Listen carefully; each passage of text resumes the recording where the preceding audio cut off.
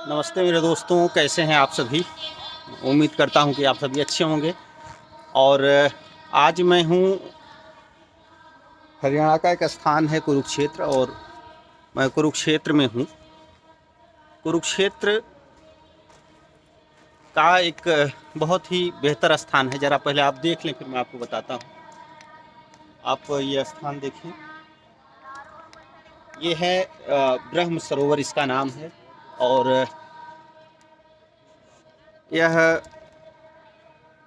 हरियाणा नहीं, कुरुक्षेत्र नहीं, बल्कि भारत में इसका एक अपना स्थान है। हिंदू मान्यताओं में इसकी अपनी बहुत बड़ी महत्ता है। दरअसल यह जो ब्रह्म सरोवर है, इसे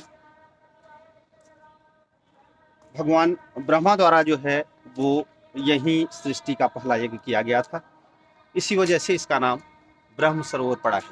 आप देख सकते हैं कि यह ब्रह्म सरोवर जो है वो 1000 बीघे में फैला हुआ है। और जो कौरव और पांडवों के पूर्वज थे, राजा कुरु, उन्होंने ही इस ब्रह्म सरोवर का जो है वो निर्माण कराया था। और तब से लेकर के आज तक यह ब्रह्म सरोवर अपने स्थान की भव्यता को बनाए हुए है। तो आप देख रहे हैं, यही है ब्रह्म सरोवर, और ब्रह्म सरोवर का अपना एक स्थान है। और लोग जो है बड़ी संख्या में यहाँ आते हैं और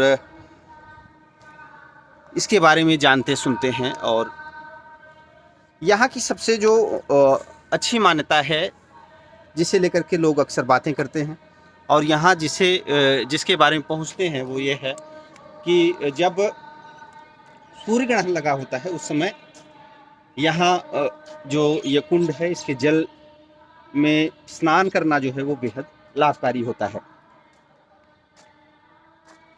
जो धार्मिक पुस्तकें हैं उसमें ऐसा बताया गया है, जो विद्वान हैं वो बताते हैं कि सूर्य ग्रहण के समय में यहाँ स्नान करने से जो 100 यज्ञ करने के बराबर का प्रतिफल मिलता है। सामान्य यज्ञ नहीं, बल्कि 100 अश्वमेघ यज्ञ करने के बराबर का जो फल मिलता है वो यहाँ बस एक बार के नहाने से मिलता है, यहाँ के स्नान से मिलता है।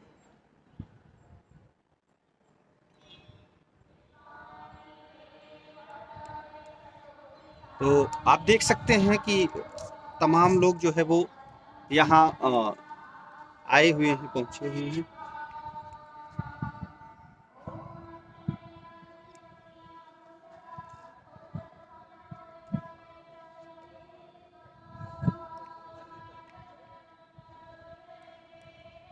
मैं आपको यही बता रहा था कि यह एक सरोवर नहीं है, सरोवर के साथ साथ यह एक स्वास्थ्य का भी बहुत बड़ा केंद्र है।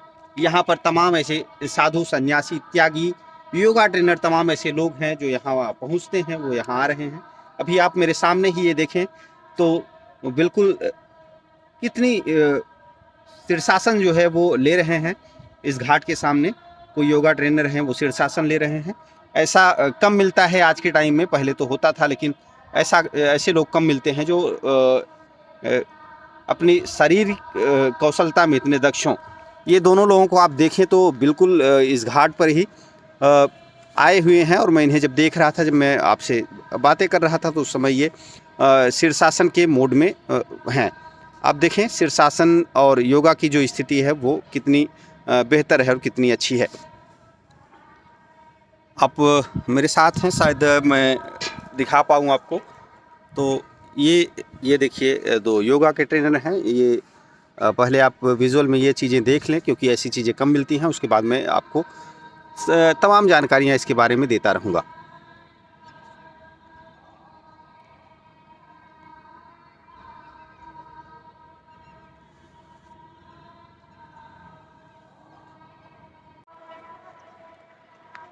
तो दोस्तों, जो इसकी विशालता है उसके बारे में ही मैं आपसे बात कर रहा था, और आपको बता रहा था कि यह 1000 बीघे में फैला हुआ जो है ब्रह्म सरोवर है, इसके चारों तरफ भव्य जो है इमारतें बनाई गई हैं।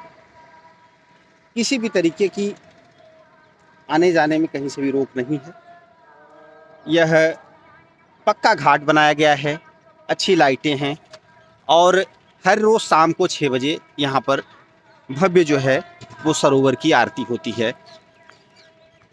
उस आरती में बड़ी संख्या में लोग उपस्थित होते हैं। भारत के कोने कोने से पर्यटक जो है वो यहाँ पहुँचते हैं। इसकी दूरी दिल्ली, चंडीगढ़ और आसपास के जो राज्य हैं वहाँ से भी इसकी दूरी बहुत अधिक नहीं है, कम है। अगर मैं खास करके दिल्ली की बात करूँ तो दिल्ली से यहाँ पहुँचने में 2 से 3 घंटे का समय लगता है। कोई एक्सप्रेस ट्रेन अगर बेहतर मिल गई तो वो 1.5 घंटे में भी कभी कभी यहाँ छोड़ देती है। जब आप स्टेशन पर उतरते हैं कुरुक्षेत्र तो यहाँ आने में महज 15 से 20 मिनट का समय लगता है। अगर आप अपने साधन से आते हैं तो 10 से 15 मिनट, और अगर आप वैसे सार्वजनिक जो साधन है पब्लिक के अगर उससे आप आते हैं तो भी बहुत ही कम समय लगता है। यहाँ पहुँचने में बहुत ज़्यादा वक्त नहीं लगता। इस तरफ आप देखें तो यह कुरुक्षेत्र शहर है और उसी शहर का यह ब्रह्म सरोवर इलाका है। कुरुक्षेत्र एक शांत, बहुत ही अच्छा, बहुत ही साफ़ सुथरी जगह है। यहाँ पर सभी जो धर्म के मानने वाले लोग हैं उन सबके अपने अपने मंदिर, अपने अपने मस्जिद, अपने अपने गुरुद्वारे हैं और बहुत ही अच्छा शहर है। छोटा शहर है और बहुत ही अच्छा शहर है। यहाँ पर भीड़ भाड़ कम है, ट्रैफिक कम है। आप शाम के 4 बजे, 5 बजे, 6 बजे भी अगर आप आएँ तो ऐसा लगता है कि जैसे इस शहर की बसावट बहुत ही जो है वो शांति भरा हुआ है। ट्रैफिक बेहद कम है। जैसे आप दिल्ली में चले जाएं और दूसरे शहरों में चले जाएं तो बिल्कुल जाम का झाम जो है वो आपके सर पर मंडराता रहता है, लेकिन यहाँ पर ऐसी कोई बात नहीं है। आप मेरी वीडियो में इस समय एक वॉल्यूम टोन सुन रहे होंगे जिसमें आपको लग रहा है कि वो यज्ञ चल रहा है। तो इस तरीके के जो यज्ञ हैं वो यहाँ अक्सर होते ही रहते हैं। अभी दयानंद सरस्वती माने जैन समूह के लोगों का भी कोई भव्य जो है यज्ञ वो यहाँ पर चल रहा है। उसमें बड़ी तादाद में जो है लोग यहाँ पहुँचे हुए हैं। मैं उन लोगों से भी अभी मिला, उन लोगों से सुबह बात कर रहा था तो लोग योगा और तमाम जो है क्लासेस वो कर रहे थे और उसके साथ साथ ही विशाल यज्ञ जो है वो हो रहा था। तो यह घाट जो है करीब इसकी जो चारों तरफ की दूरी है वो मुझे लगता है कि आप चलें तो 5 से 8 किलोमीटर की से कम की नहीं है।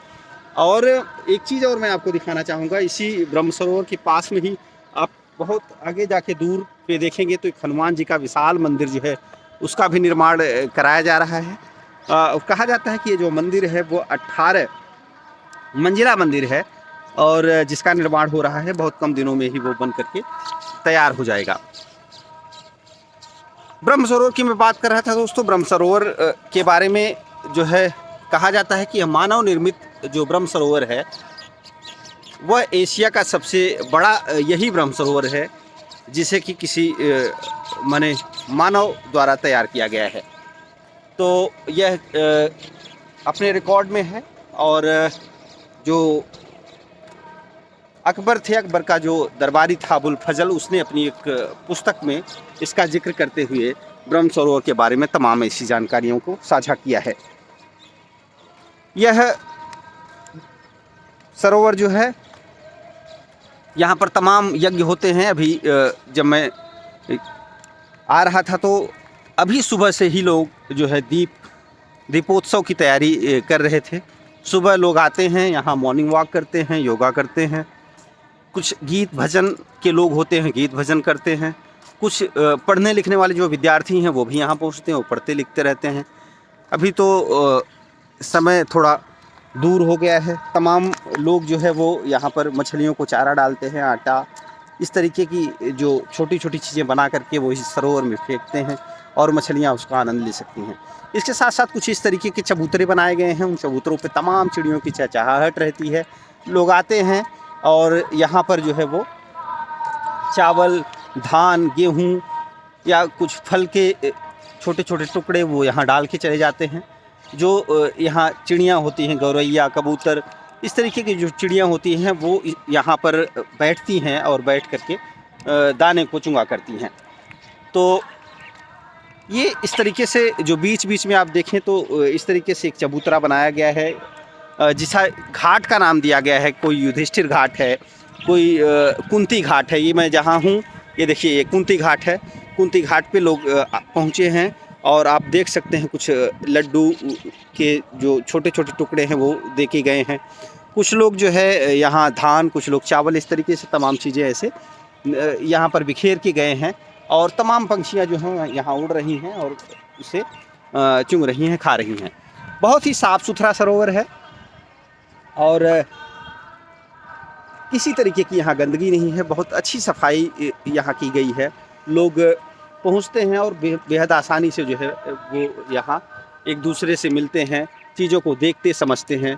और जिसलिए एक पर्यटक माने यहाँ पहुँचता है, जो मानसिक शांति के लिए यहाँ आता है, वह मानसिक शांति उसे देखने को यहाँ मिलती है। एक छोटा सा शहर, एक अच्छा सा शहर कुरुक्षेत्र, और उसी तरीके से ये ब्रह्म सरोवर की अपनी एक मान्यता है। यहाँ तमाम लोग अभी जो थे वो पहुँच रहे थे। सूर्य ग्रहण के समय जो लोग यहाँ नहीं पहुँच पाते वो ऐसे भी यहाँ आते हैं, इस सरोवर के पानी को स्पर्श करते हैं और उसे छिड़कते हैं, आचमन करते हैं, ताकि जो है इस सरोवर का जो कि धार्मिक मान्यता में जिसका बहुत ही मूल और बड़ा प्रभावी स्थान है, उसे आचमन करके, इस पानी को स्पर्श करके वो अपने पुण्य की भागीदारी को जो है वो आंशिक रूप से ही सही वो उस भागीदारी को जो है वो दिखाते हैं, उस भागीदारी को पाने की कोशिश करते हैं। इस तरीके से दोस्तों, इस तरीके की जो चीज़ें हैं वह लोगों को जानना भी ज़रूरी होती हैं और ये चीज़ें हमारे इतिहास की अमिट चीज़ें हैं।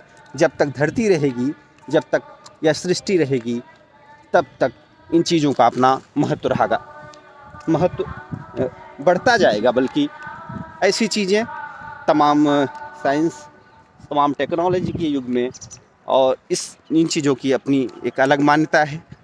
इन चीज़ों ने ही मानव के लिए तमाम ऐसी जगह बनाई हैं, तमाम ऐसे कालखंड बीते हैं जिस समय हमारे महान लोगों ने अपनी एक अमिट छाप और अमिट पहचान छोड़ी है। उन्हीं में से यह एक ऐसा सरोवर है जिसे महाभारत काल के रूप में जाना जाता है। यह एक ऐसा चिन्ह है, यह एक ऐसा प्रतिबिंब है जिसे महाभारत की जीत के रूप में भी देखा जाता है। महाभारत जब जो सुई भर तिनके की ज़मीन जो है वो न देने के लिए लड़ा गया और कहा गया कि जब जो लेना है वो युद्ध के ज़रिए लिया जाए, और कौरव और पांडवों के बीच वो लड़ाई हुई और भगवान कृष्ण जो है वो कौरवों के साथ हुए, सत्य के साथ हुए, और 5 लोगों ने एक बड़ी सेना को हरा दिया और महाभारत जो है वह अपने आप में एक अनोखा और एक बड़ा इतिहास बन गया। तो किसी ने वास्तव में सही ही कहा है कि भगवान कृष्ण जिसके साथ हैं, जिसके साथ नाथ हैं, वो भला अनाथ कैसे हो सकता है। तो यह कृष्ण की निशानी है। कुरुक्षेत्र का नाम हो, कृष्ण का नाम न हो, ऐसा हो नहीं सकता। तो यह भगवान कृष्ण की निशानी है, यह महाभारत की उस विजय की निशानी है जो सत्य के साथ लड़ी गई थी, जिसका सत्य से बड़ा वास्ता है। तो दोस्तों, यही कुरुक्षेत्र है। इस जगह के बारे में न सिर्फ जानना समझना बल्कि अपने भीतर उतारना ज़रूरी है कि कैसे यह जगह जो है महाभारत के विजय के रूप में अपने आप को चिन्हित करती है, कैसे यह जगह जो है वो उस इतिहास को बताती है, उस इतिहास को जीवंत करती है जब सत्य के साथ भगवान कृष्ण ने इस जीत में अपनी भागीदारी दी थी। नमस्कार, धन्यवाद।